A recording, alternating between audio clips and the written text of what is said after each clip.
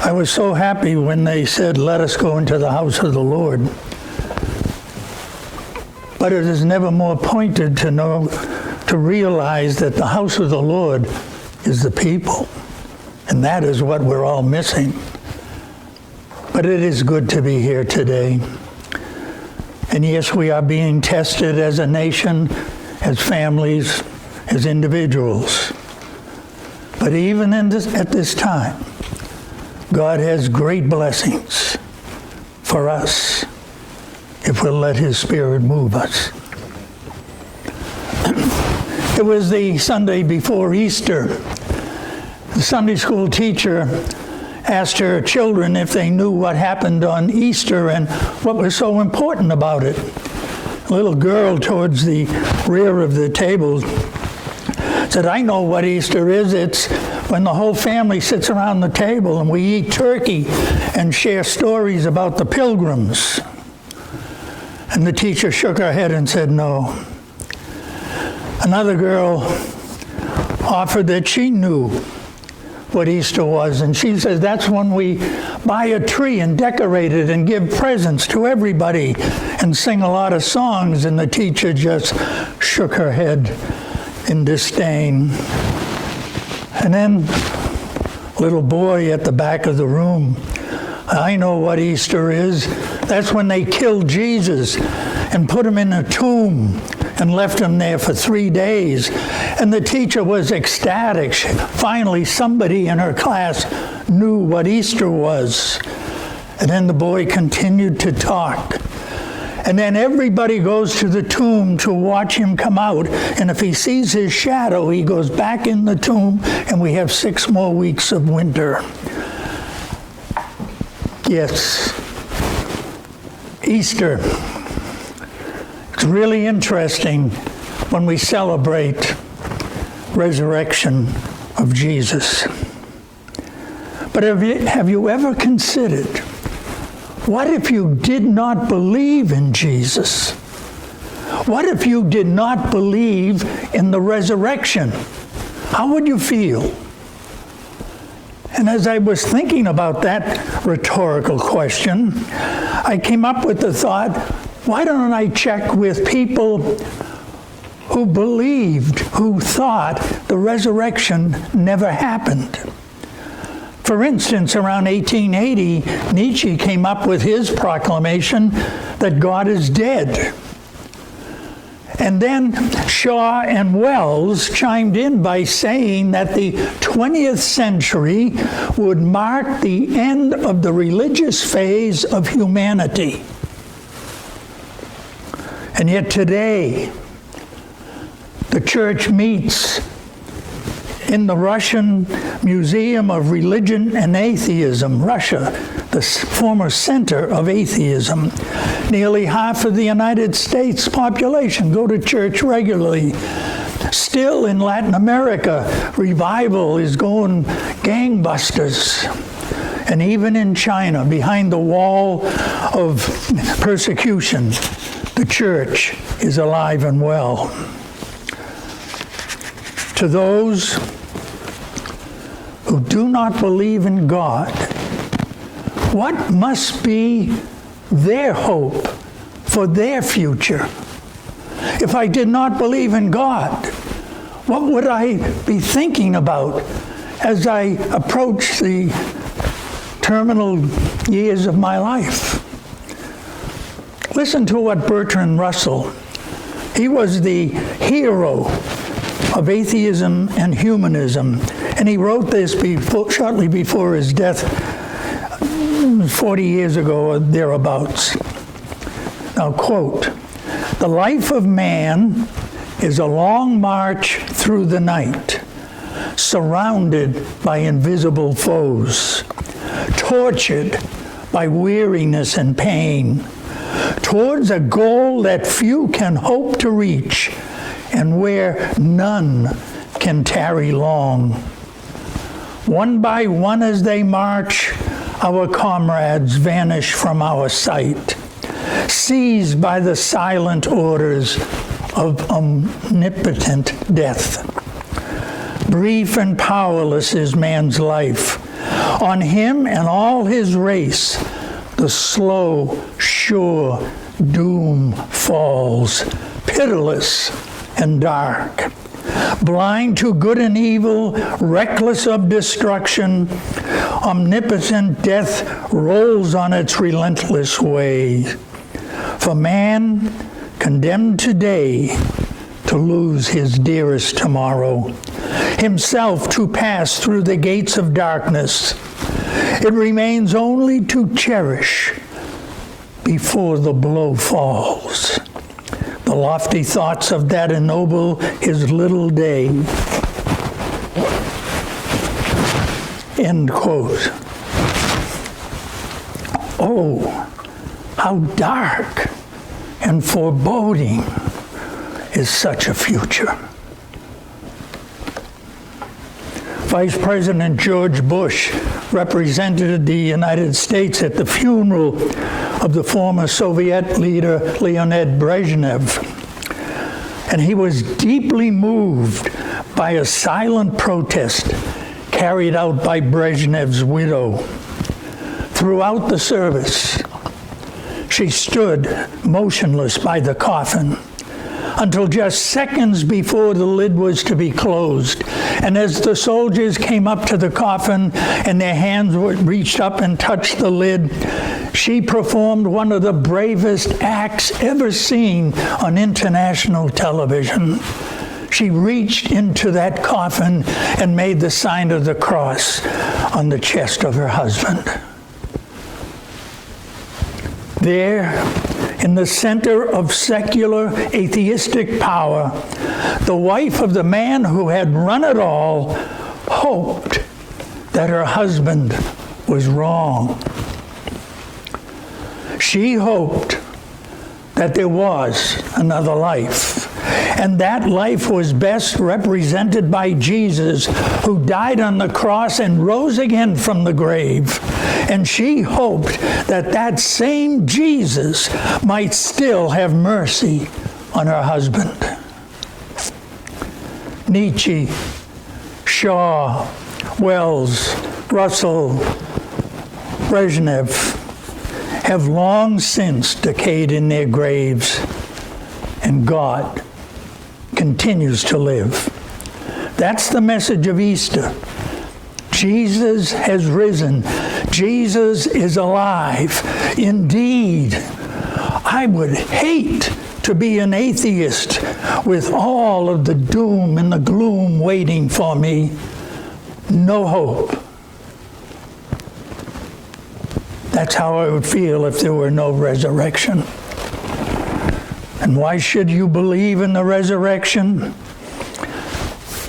Christianity Today reported this a few years ago. There was an African Muslim who had been converted to Christianity, and he was asked why he had become a Christian, and this was his answer. He said, suppose you were going down a road that suddenly forked in two very different directions, and you had no idea which way to take. And then you saw two persons, one dead, one alive. Which one would you ask for directions? Yes, there's a huge difference between Islam and the gospel. The Muslim regards both Muhammad and Jesus as prophets of God. But where Muhammad lived and died and passed from the scene of history, Jesus lived, died, and rose and lives. Muhammad died and was buried. His faithful followers take pilgrimages to see his remains. The same is true of Buddha and other leaders of religions. But where Muhammad lived and died and passed from the scene of history, Jesus lived, died, rose, and lives. Muhammad died, was buried. His followers take pilgrimage to visit his remains. But that is not true of Jesus. You cannot visit his remains. You can only visit the empty tomb because he's not there. His remains are not in the tomb. And on Easter, we all think and remember that at our time in history, we understand that Jesus' death was necessary. Without his death, there could be no resurrection for us. At the cross, he willingly laid down his life for us. But how did his friends, for whom he laid his life down, view the cross? And one answer to that particular question would be from a distance, from a great distance. You see, except for John, they weren't there. The cross was the ultimate symbol of shame. It was reserved for criminals who had done horrible things to people. The disciples' teacher, the one they left home to follow, was hung on a cross. And while he was dying, they all turned their backs on him. No doubt, they viewed the cross as shameful. Perhaps they even began to question their decision or the wisdom of their decision to follow him. Disillusioned, disappointed, discouraged, certainly. Did the disciples at that time know that they were safe? No. The crowd was out of control. Could the soldiers come and take them away as they had taken Jesus away? Of course they could have. And then it happened. Wonder of wonders. Jesus broke through the chains of death and arose from the grave. He appeared to the woman at the empty tomb and gave them his message for his disciples. And then he appeared to the disciples. But Thomas wasn't there. Later, the disciples found Thomas and told him the good news. Jesus was alive. But Thomas doubted the apostles' testimony. We read in the 20th chapter of John, the 24th verse, "Now Thomas, called Didymus." Didymus only means the twin. So now Thomas, called the twin, one of the 12, was not with the disciples when Jesus came. Thomas had heard about the vicious way the soldiers had driven the nails in Jesus' hands instead of tying them to the cross. And had heard the way the soldiers stabbed Jesus in the side with a spear like a piece of meat. Thomas' anger, fear, and depression seemed to blend together to become a toxic cup of bitterness and doubt. In verse 25, we read, "So the other disciples told him, 'We have seen the Lord.' But he said to them, 'Unless I see the nail marks in his hands, and put my finger where the nails were, and put my hand into his side, I will not believe it.'" Do you blame Thomas? His hopes and dreams had been dashed. He was drowning in depression and doubt and despair. He was resolved to not believe the unbelievable, not without physical proof. And then Jesus challenges Thomas to believe in verses 26 and 27. A week later, his disciples were in the house again, and Thomas was with them. Though the doors were locked, Jesus came and stood among them. And he said, "Peace be with you." Then he said to Thomas, "Put your finger here. See my hands. Reach out your hand and put it into my side. stop doubting and believe. Without touching the nail scars or putting his hand into Jesus' side, Thomas believed. Verse 28, and Thomas said to him, my Lord and my God. Thomas, by his actions, had been saying, seeing is believing. But Jesus teaches us that believing is seeing. Because Jesus said to him in verse 29, because you have seen me, have you believed? Blessed are they who did not see, yet believed. Oh, my friends, that's you and me. We've not seen, yet we believe. And why do we believe? We believe because Jesus loved us first. The Bible says in John 15, greater love hath no man than this, that a man lay down his life for his friends. There was a volunteer at the Stanford Hospital in California. He was present when a little boy decided that he would make the ultimate sacrifice because he loved his sister, Liza.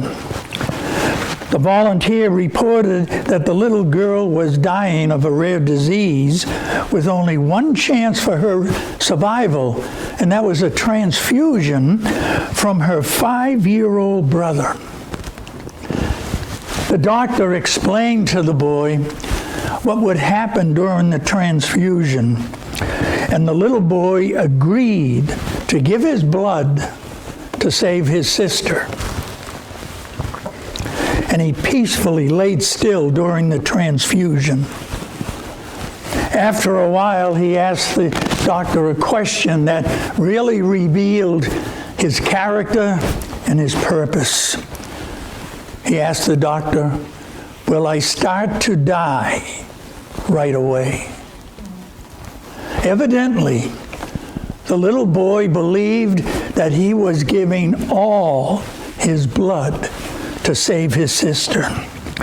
And he was willing to do that because he loved her. I can only imagine the love that Liza has for her brother. I imagine in that family there was no bickering between those siblings ever again. After all, greater love hath no man than this, that a man lay down his life for his friends. How would I feel if there were no resurrection? How do I believe in it? And what is needed for my resurrection?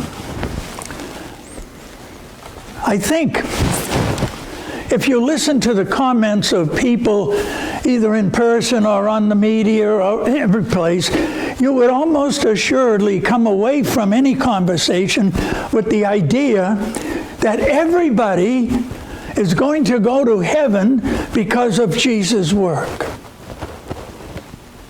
And God has clearly revealed that Jesus' sacrifice is more than sufficient to save every person who has ever been born or ever will be born. But there seems to be something lacking. Perhaps an illustration from Exodus, the 10 plagues on Egypt that God had sent to convince Pharaoh to let the people of Israel leave Egypt, leave their slavery, and go to their promised land. Pharaoh refused, and then the 10th plague, the most horrible one of all, that the firstborn male of every family, human and animal, would be taken by the angel of death, unless there was blood from a Passover lamb, a sacrificial lamb, applied to the doorpost. Now, whether it was Egyptian or Israelite. The death angel was going to take the firstborn son. But if there were blood applied to the doorpost, the angel would pass over that house and leave the firstborn male alone. That was a gift from God. And if the father of a particular house had the basin of blood and did not apply it to the doorpost, the death angel would take his son. The blood had to be applied. It was a gift, but it had to be applied. And that is the same that is as true then as it is today, that the gift of God is free, but it has to be applied. Here, on the introduction of the Gospel according to John, the 11th verse, first chapter, 11th verse, talking about Jesus. He came to that which was his own, but his own did not receive him. But to all who received him, to those who believed in his name, he gave the right to become children of God. Children born not of natural descent, nor of human decision, or a husband's will, but born of God. You see, God has given the grace. He has provided for salvation, but it has to be accepted. Belief, trust. What is needed to receive the gift of eternal life? Faith in Jesus, trust in Jesus, live for Jesus.